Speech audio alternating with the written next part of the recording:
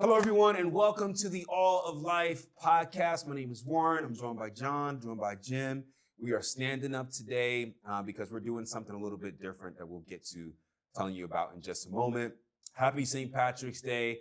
And also, we are in the season of March Madness. The brackets opened up yesterday, right? Yeah. And so let's start with this. We have something on the board. We're going to explain that. You can see that right now. Don't worry about that. We'll get to that.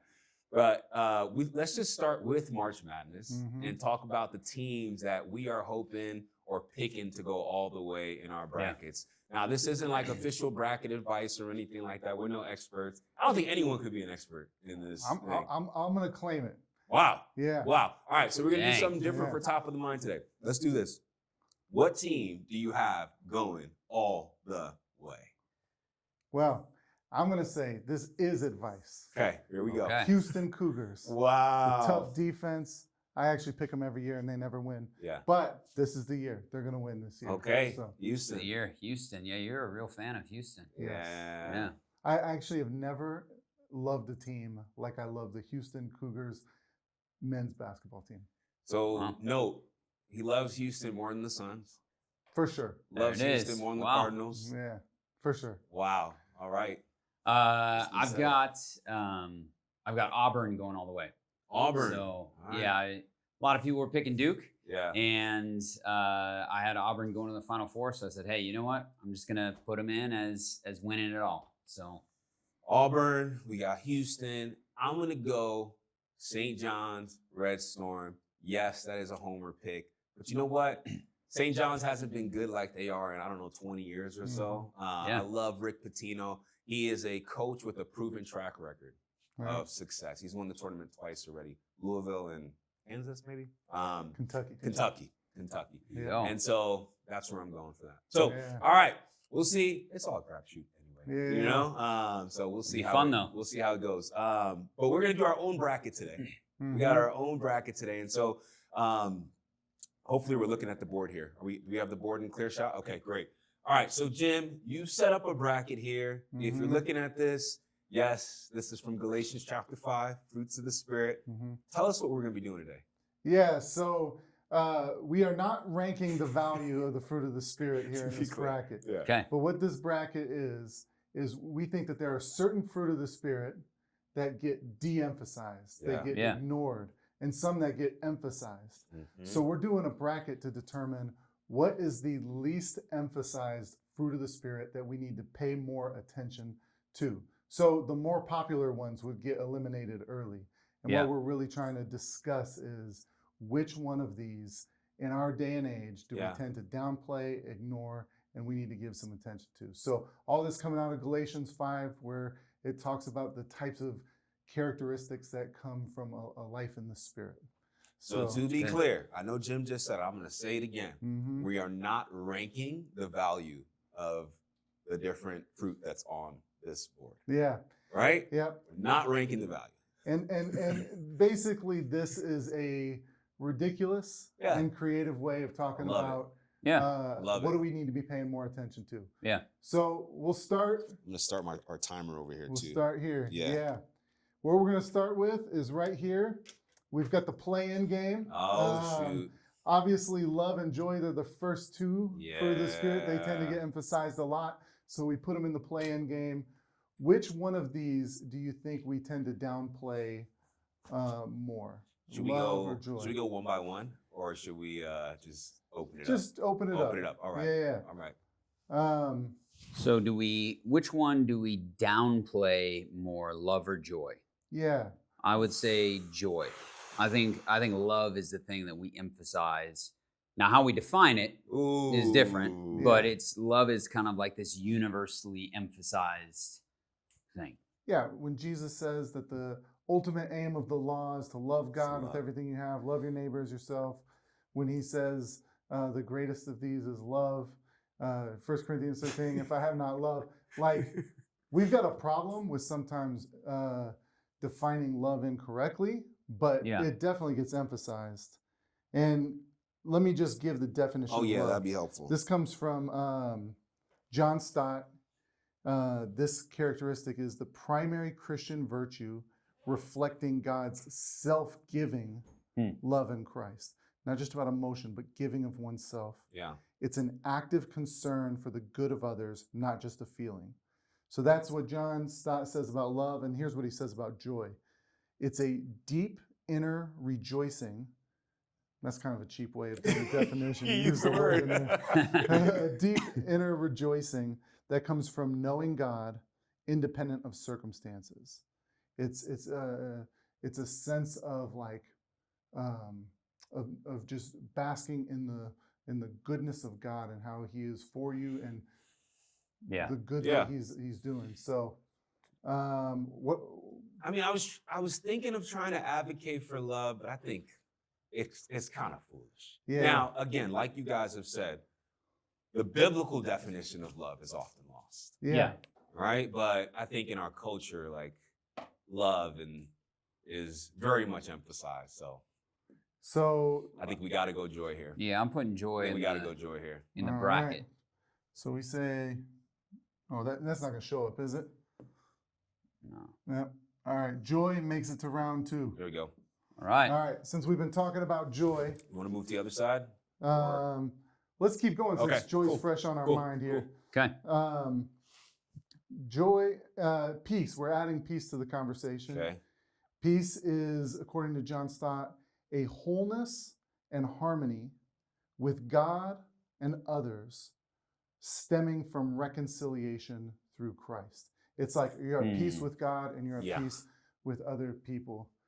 You got any initial takes? Peace is one that gets emphasized quite a bit. Again, not the biblical definition. Yeah. Yeah. I think when it comes to a sense of inner peace, like Yes. that comes Inner with peace, for essential sure. oils and like Yeah. instrumental music. Avoiding hard things. Avoid, yeah. Yeah, But, absolutely. but when it talks about like A an reconciliation. understanding that you're reconciled to God right. and therefore actively working towards reconciliation and peace with others, that feels like it gets pretty de-emphasized in a world that just says like, if If it works for you, yeah, if Yeah. it makes you comfortable, yeah, and if not, Yeah. cut people out. cut them out. Yeah, absolutely. Yeah. But joy, I think, is so connected to the individual's experience, and with our heightened sense of individualism, I think that there can be a big emphasis on. I think joy is the most. Whoop. Oh man, we That's gotta all go right. back. It's all Gotta right. go We'll back. go back. All right, we had a quick snafu with our technology and our board, but here we are again. So here's what I would say. I think joy is more de-emphasized than peace. Really? Because, yeah, because I think joy, what you're talking about, I think what Stott would define it, is this pervasive sense of well-being, no matter the circumstances around you because of your relationship with God. Mm-hmm. And I think oftentimes that is lost in the individualistic world where people are going, hey, this is affecting me. And like, I don't know, maybe it feels more like an emphasis on whatever bad is happening to you is actually defining you. Mm-hmm. Yeah, I can see that. But I still think, even when you have your like most well-meaning Christian, Okay. they could say, I want to have a deep and joyful encounter with God, Sure. because like that's what I need to get through. And they're thinking about me and God. Yeah. But I think the next step that says, because of God, I think about Oh, others, I see. Yeah. I then can agree with that. it gets kind of short-circuited. Yeah. The way I can see think that. about it with these, Yeah. because it's easy to think in an individual Mm-hmm. sense, but the cultivation of joy Mm-hmm. versus the cultivation of peace. Mm-hmm. And I think when you begin to talk about reconciliation and making peace, I think the reason why you see so much conflict Mm-hmm. in our world is because this is actually de-emphasized. Mm. And so I would say in the reconciliation between people, not an inner peace sense or the stillness of, sitting in solitude, I think peace as far as reconciliation is de-emphasized. Yeah. And so Yeah. I would I think say you guys won me over. Yeah. It makes sense. Are we going peace? Yeah, peace. I'll go peace. All Yeah. right. Peace. All right. peace goes to the next round. All right. Should we move to the next part of the bracket up here? Yeah. All right. Patience and kindness. How does John Stott define kindness? He defines kindness as a sincere desire to treat others with gentleness and consideration. Oh, he used another. He used the fruit of spirit. Yeah. Well, it makes sense that they're related. Sure. But I think the word kindness is the way it's used biblically is pretty close to the way that we use it in the common vernacular. Yeah. But patience is the ability to bear with difficult people and circumstances without resentment. Yeah, this is a good one. Yeah. This is a good one. I think I'm going to go kindness here. Kindness as de-emphasized. Yeah. In relation to patience. There's a lot of things, just even from like, I think Christian perspective, also secular world perspective, right? That like talks about the importance of patience. Okay. I think that is like a virtue. I mean, society's even set up a bit to like lead you towards patience or to curb for patience in some way. I'm thinking like a stoplight. You know, like there's patience that's required because when you inhabit other spaces with other people, you have to make time and space for them. Yeah. You have to make time and space for things to break. Like patience is kind of built in some ways. Yeah. Even though we still fight against it. Yeah. I'm disagreeing with you on this one. I'm saying patience is de-emphasized. Okay. And I think especially in our moment right now, while it may have been built into society, I feel like we live in this instant society now where everything is like same day delivery, click of a button, and then you just look at everybody's impatient with people. And I don't feel like it's something where people are trying to really cultivate. I want to slow down. I want to be patient with others. We want things now, instantaneously. And I feel like the kindness piece is emphasized much more than growing in patience. Well, wouldn't you say, though, that I understand where you're coming from there, but I think everyone would go, or most people go, I want to grow in patience. Now, do they do it? Right. No. But I think it is something that's often named as like, man, this is a good thing. I know I need to be more patient. The problem is also society is becoming more set up to be more instant. People are struggling with it. But I think people emphasize it as like, okay, this is a good thing that I should have or I should practice. Yeah. Kindness, I think, can be talked out of. You can talk yourself out of kindness because you could go, well, I'm speaking the truth here. And this requires sometimes, and I think kindness and niceness gets, muddied together. Yeah. But I think people can talk themselves out of kindness more easier than they can talk themselves out of patience.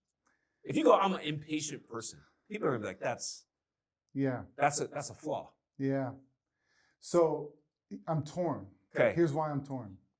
This is a tough one. On one hand, I think patience, the biblical definition of it, has this connotation of enduring hard things. Yeah. That's a good point. And I think that there is like a thread in the world that says like avoid hard things. Sure. But then on the other hand, with kindness, I do think that people will often equate kindness with weakness, or like as kind of like a junior varsity fruit of the spirit, not something you really have to reflect on. Yeah. And then the other thing with it is if you think about patience and kindness, patience might be forced upon you. Yes. Like you can't totally circumstances. You can't control the circumstances. You get stuck in traffic. Yeah. You get injured. And you're like, I need to cultivate patience, even though I wasn't looking to cultivate patience. Right. But kindness, like you never stumble into a circumstance where like you will almost be forced to be kind. Yes. As much as that needs to be this deliberate decision of how you see people and treat people. Totally. So I'm torn, but I think I'm leaning towards kindness as being less emphasized because by virtue of circumstance, patience tends to... That's a great point. Yeah. I think I'm going kindness. kindness. You gonna do patience? I'm still patient. All right. Well, But you guys, Yeah. that's why there's three of us, right? There's a tiebreaker. Upset. The upset. Oh man. All right. all right. We go to the Okay. this side of the board. Here we go. Gentleness and self-control. All right. Okay. These definitions here. Gentleness was used in the definition of kindness. Yeah, I there's can some read that overlap. definition. Yeah. Oh, you got it? Okay. Gentleness. Oh, you got it? Yeah. Strength under control, a Yeah. humble and considerate approach to others. And Yeah. then self-control, mastery over desires and impulses, exercising discipline under the Spirit's guidance. This is a tough one. It is. Yeah. It is. John, I already know which way you're going. Yeah. You guys already know where I'm at on this one. Go ahead. Go ahead. I think self-control. Yeah. Self-control is, I'm taking self-control all the way, just so you guys know. I think self-control is, Cards on the table. yeah, I see you, cards man. on the table. Maybe the most underemphasized fruit of the Spirit. And especially even given that definition is mastery over your desires. Sure. Where a lot of times, if we're just being honest, we don't even exercise self-control, nor do we try to. And this Okay. is impulse buying. This is impulse reaction. This is giving in to temptation, whatever it may be. There are all kinds of things. You're going to hit on it when Yeah. you start talking about our speech, Sure, even, and how we sure. can't control our Yeah. tongue. And I don't actually think people even try to control themselves. You oftentimes just give in to your desire, or you give in to your temper, or whatever it may be. And so, and there's also not a lot of things even within Christian circles, discipleship, on how do you grow in self-control. Well, let me ask you. I think we've reached a point where we need clarity. Okay. Are we saying that these are not emphasized, or these are done poorly? I think it's not emphasized. Okay. Because I think if it's about emphasis, I think there's a lot of emphasis on self-control. Yeah. Think about every new diet that comes out. Mm, Think about even that YouTuber that makes fun of people for their budgets. oh yeah. I know what you're talking about. Yeah. You know, think about the latest self-help book. Uh-huh. The YouTube, I Yeah. think there's a lot of things that are going, hey, in order for you to advance, grow, move forward, there's a part of your life that you have to get under control. Yeah. Now, do people do it? No. I also Yeah. think if you're talking about within Christian communities, Yeah. because you're talking the broader I'm talking world, broader culture, but but yeah. I think within Christian circles, Sure. I think there's a lot out there that's basically saying, here's how you address the sin in your life. Sure. And I think a lot of that overlaps with self-control. I think the case for gentleness is that one is, I think that this emphasis of it being a characteristic of strength. Yeah. That is Yeah. strength. I think most Under people control, wouldn't associate gentleness and strength coming together. It's like similar to Right. meekness. Yeah. It's like a strength with a restraint. It's Mhm. directing your strength where it needs to, Yeah. and not in the places where it doesn't. So therefore, you're not dominating people. You're not. Yeah. Um, And that can oftentimes be viewed as weakness. yeah. Yeah. Yeah. Yeah. That if you don't, get your last word in, Yep. if you Yeah. don't get the revenge, if you don't get the jab in, Yeah. Yeah. then you're kind of weak. I can't personally remember someone being called out for A lack of right. a lack of gentleness. Yeah. You know, I think it's another one of those things like kindness that can be talked out of. Yeah. That's very true. Even think about when you hear believers confessing sin to one another. Yeah. What's the sin that they're struggling with? It's like my temper, pornography, or whatever. Yes. But rarely would it be like if someone said, I'm really struggling with a lack of gentleness, people would be like, that is sin in your life that we need to That's really right. Yeah. address. That's I'm true. too harsh with people. Yeah. Yeah. Yeah. All right. So you guys, based off of its emphasized, Yes. people just don't focus on it and actually do it. You guys are going gentleness. Yeah. I think I'll go gentleness. Even though I agree, people do not practice self-control well. So I'm going to flip my pick at the last minute, Okay? and I'm going to go with self-control as well. How? Let's hear this. Because I actually think that gentleness is a form of self-control, but it's a little bit more limited. It's the strength under control, right? Okay. Whereas self-control is the broader. Actually, I'm talking myself out of it. Yeah. Now. I'm going with Come on, gentleness. man. Yeah. You guys are gonna overthrow me twice. Mastery over desires and impulses, man. I think that's talked about a lot. Yeah. Yeah. It's not often done well. But if you do this, then you'll be gentle. The Ruthless Elimination of Hurt. That's a popular book, right? Like Yeah. self-control. There's a lot of these books out there. All right, we're voting. I'm going gentleness. I'm going gentleness as well. Dang. John, you're gonna have to display some gentleness here. Oh shoot, sorry. I didn't display gentleness just now in my water bottle. All right. Okay. All right. So now Goodness and faithfulness. Now, these are words that need definitions. absolutely. Yeah. We say them a lot. The Not goodness. be clear. Yeah, what do you got? Goodness defined is moral integrity and a commitment to righteousness in action, Mm. Huh. which is righteousness in action would be justice. Yeah. Mhm. And then That's good. faithfulness is trustworthiness and reliability in relationships and commitments. Woo! All right, I got my pick, y'all. Man, this I got one's, my this pick, one's guys. tough, actually. I got my pick. Faithfulness. Yeah. I think that is de-emphasized. You know, the amount of times, like, and I'm guilty of this too. Everything we're talking, I'm guilty, right? Mhm. But like, how easily we'll make a commitment and then cancel that commitment via text message, Yeah. That's Yeah. true.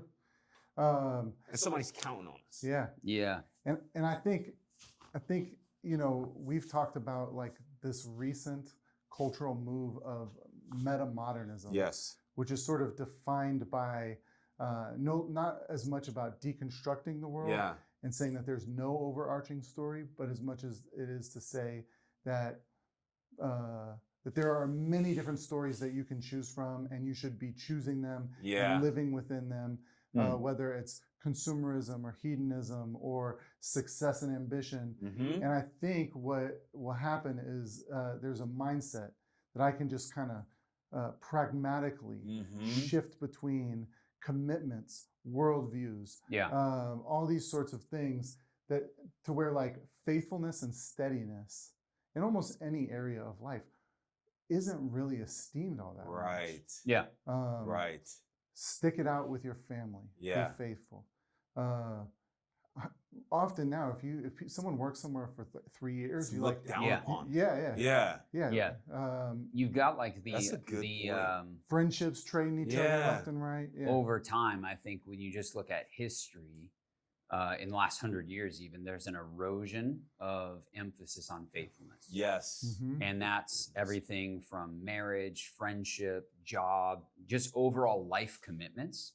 And a lot of that is just because what is best for me right now. And it Mhm. doesn't Yeah. matter ultimately what the commitment is. It's more of what is convenient. And so Mhm. it feels like there's been this erosion of emphasis on faithfulness. Yeah. Which is now even where when you start to get into the rise of polyamory, even, right? Of like, that's Good a point. newfound thing. Define polyamory. Polyamory is similar to polygamy, except without marriage. Yeah. So it's essentially you are in an open relationship with multiple people.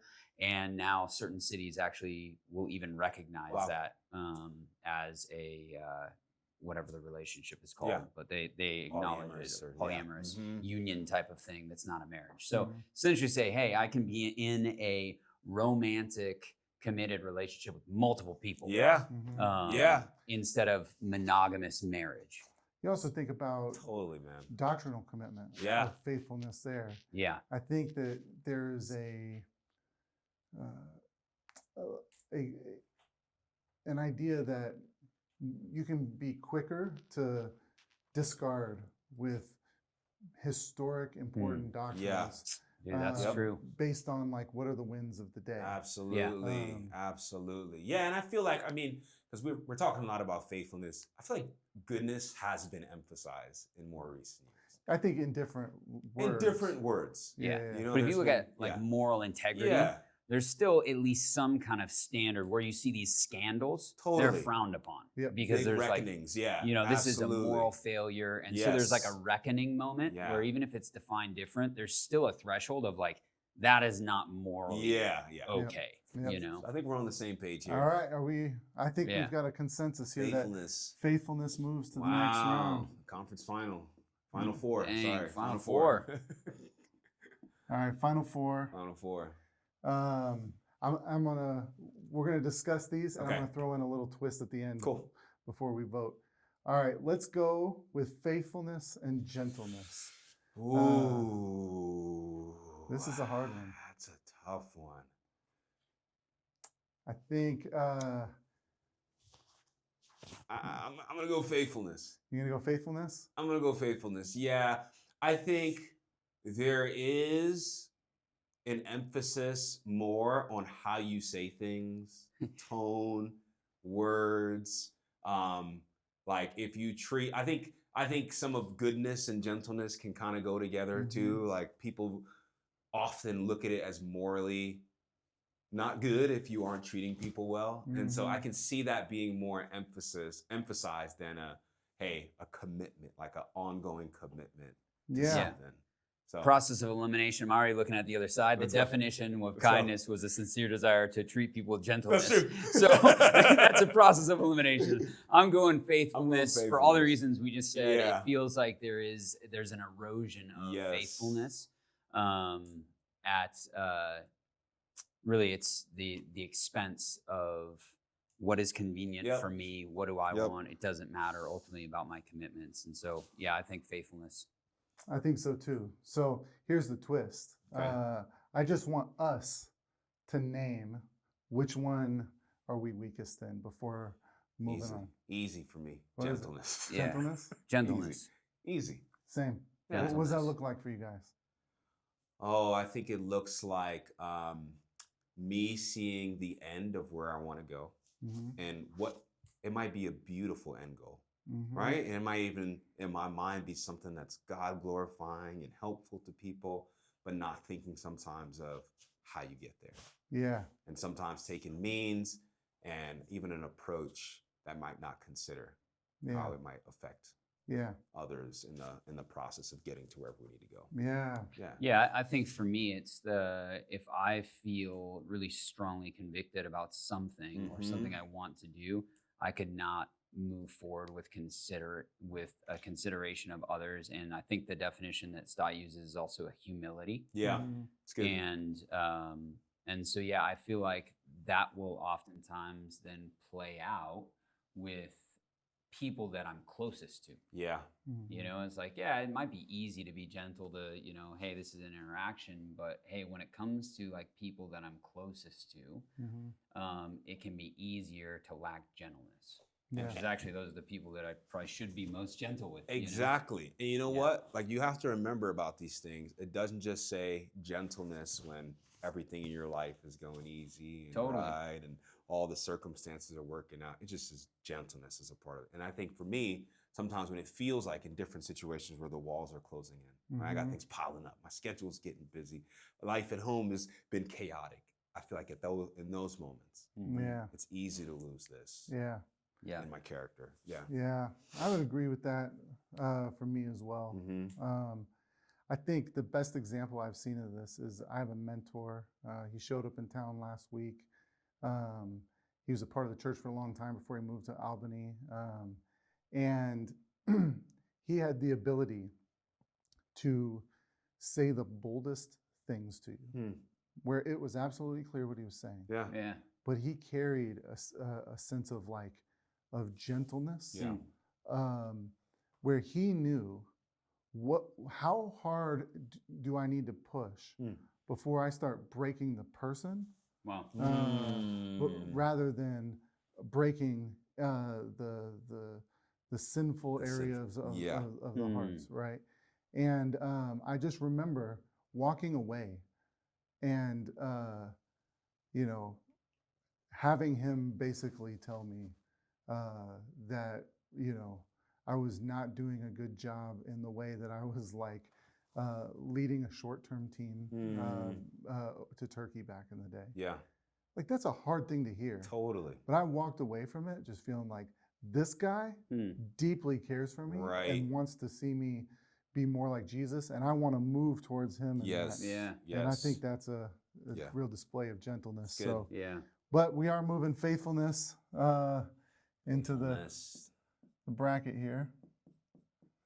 All right, when you guys want to pull the definitions of You got it, John? Yeah. Cool. these two, just since we're back on this side of the board. Kindness. That's the one that's got gentleness in it. A sincere desire to treat others with gentleness and consideration. And peace is wholeness and harmony with God and others, stemming from our reconciliation with Christ. So wholeness and harmony with God and with others.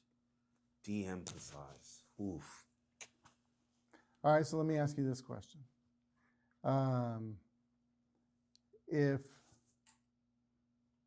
Which of these is someone more likely to say, I'm struggling in my life in this area? They're more likely to say that. Yeah. I'd say kindness. Yeah, okay. Yeah. Why is that? I think it feels a little bit more tangible than peace. Well, actually, now that I'm saying that, I take it back. I think it's peace. I think it's peace. What I hear a lot is people don't have peace with other people. Yeah. Or themselves, or their stories, or their for There's sure. a lot of conflict, and people want to know how to be at peace. And so I feel like there's an emphasis on that. Now, kind of like with self-control, is it being done? But there's a desire, there's an emphasis. I flip my opinion. Okay. Peace. So Peace. I think peace is less emphasized because, sorry. You think peace is less emphasized? Okay. Yeah, because I think kindness can be emphasized in that it's a call. People often assume I need to treat the people I interact with on a daily basis and the people I love with kindness. Okay. But peace is to say you actually have an obligation to how you treat your enemies. Yeah. And I think most people would agree, like, I need to be kind in my daily interactions. Sure. But what is truly debated right now is if someone has crossed your boundaries, if their personality doesn't jive with yours, do you have anything that you owe to them as far as how you treat them and how you reach out to them?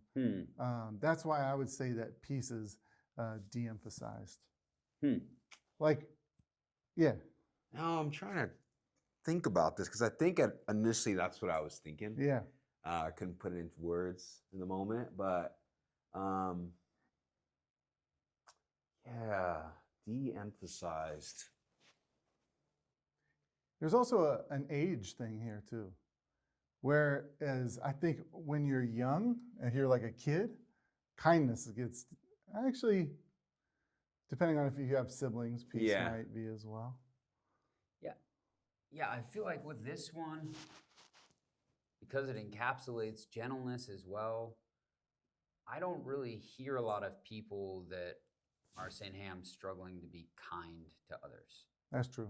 I think You've never heard of a pastor being removed for a lack of kindness. So it's de-emphasized. Yeah, I think kindness It's is de-emphasized. de-emphasized. Yeah. I think that this is emphasized, but kind of like self-control being emphasized, people just aren't doing it. Yes. Like, there's a whole lot of stuff on how to right. resolve conflict, but do people do it? Do people try to make peace and be at peace? That's But good. I feel like there's a lot of emphasis on it, but I don't hear a lot of emphasis. Yeah, because at least this is in the kindness. conversation. That's true. This is in the conversation. Now, to your point, you guys went, should we do it? How people define it? Should they pursue it? That's another conversation. But it's a conversation. Kindness, no one's talking about that. Unless you're eating a kind bar. Kindness, you know what kindness is? Yeah. It feels like if someone's talking about how they need to be more kind, you almost feel like they're talking about like a Boy Scout pledge, Yeah. or kindergarten rules. Yeah. It feels like it's a kindergarten characteristic. Yeah. But That's true. Serious adults, if they're saying, I'm trying to cultivate a greater degree of kindness and actively work on it, I think you just don't hear that very much. Yeah. No, I don't. That's to your not something I've point, heard. to what we said, it's associated with being naive. It's Mhm. associated with maybe, not having a mature perspective on the world Yeah. to like Yeah. really know what how kinda like people are. you're gonna get taken You're advantage gonna get of taken advantage if you of. operate that way. That's true. So All right, I'm I'm going going kindness. kindness. I'm going kindness. I'm gonna go peace just to be the dissenter. Come on, But dude. it You moves, made the it argument for moves. kindness. Yeah, Which one in your life do you de-emphasize? Do you struggle with the most? That's a good one. See, I think for me, the peace one is one that like I've put a lot of work into like emphasizing. But I think because my pendulum in life has gone from having a pretty aggressive disposition to where I was even thinking of yesterday, I think I might have told you the story of like taking, like there were certain steroids that were on them, like before they got banned. You know? Yeah. And that would increase aggression. Mm-hmm. And there were a bunch of us who took these and it increased aggression, but nobody really like saw that it made much of a difference in me because I was already like pretty high on the aggression, right? And then the pendulum swung is just realizing how much of an issue this is with me of needing to really push into this area. I think sometimes what has happened for me is that the pendulum has swung so far that that I think I'm being a peacemaker, but I'm actually being a peace faker. That's what I was by going to say. not having the hard conversations that need to be had, and then therefore what I'm trying to actually be is kind. Yes. But not actual peace, which involves real reconciliation. So that's where I struggle. Ditto. Yeah. Ditto. I don't think I'm going far enough. And I think when you're not going far enough, you can call it kindness. I think it's more of just niceness to avoid maybe the tough conversation, the extra steps that are required to actually reconcile things well. I think that what you just named and gave word to, I think that's a struggle for me too. Yeah. I put myself there. Yeah, I would probably say the same for me with peace is when it comes to like a distanced relationship or where there's been conflict, it's easier to just avoid it. Yeah. You know, and not enter into peacemaking. Yeah. And so, I would resonate with that one. So let's when you're peace faking, is that kindness? Is that what would you call that? I think it would be. I think I am trying to be kind, genuinely. But I think what will happen is an understanding of kindness negates the necessary conversations that need to happen. Yeah. And I think what is needed to have those conversations is not just kindness, but a real sense that I have been reconciled with God. Yes. I have been forgiven by Him, so therefore I can forgive others. But also, the fact that He has died for me does mean that I am a sinful person. And I can admit and name my own sin. The fact that God confronts the sin in me and invites us to, He does that through one another. I think what it actually takes to have those hard conversations is kindness plus gentleness, the strength under control, this faithfulness to say like, I'm going to care about every place where the curse is being Yeah. felt, and I will be faithful, a faithful friend. Faithful are the wounds of a friend. Yeah. And that sort of thing. Yeah. So I do think that that's what happens there. Yeah. So I agree. what are we saying? Is this de-emphasizes kindness? Is that where We're saying kindness is de-emphasized. de-emphasize? All right. We are in the championship game Okay. of which fruit of the Spirit do we neglect the most? Do we de-emphasize the most? Since we've talked about these as a couple rounds, I'd love to just hear where are you going with it? Which one are you picking? Oh, man. Faithfulness. Yeah? Yeah. De-emphasized? Yeah. All right. I might flip-flop. I'm just telling you right now. I'm going to go kindness. Yeah? Okay. I think faithfulness too. Yeah. I think this idea that you should treat people well.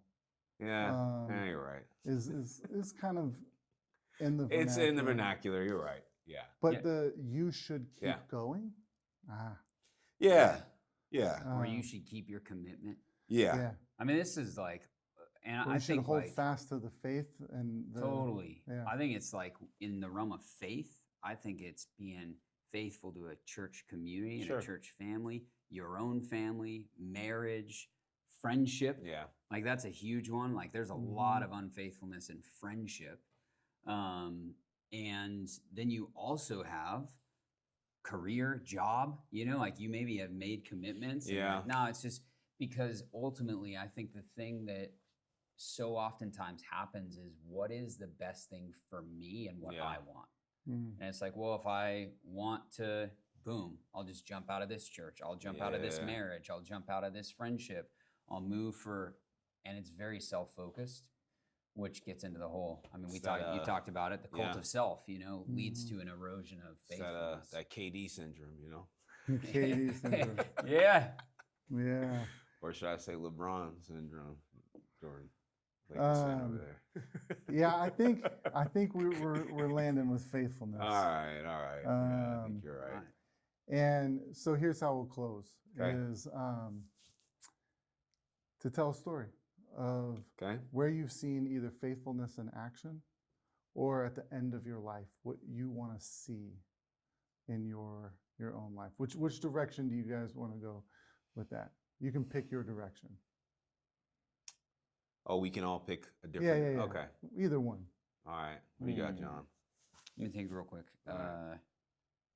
I'm sure I'll have a story of faithfulness. I think a story of faithfulness that stands out to me Yeah. is there have been a couple times in my life where I've seen someone where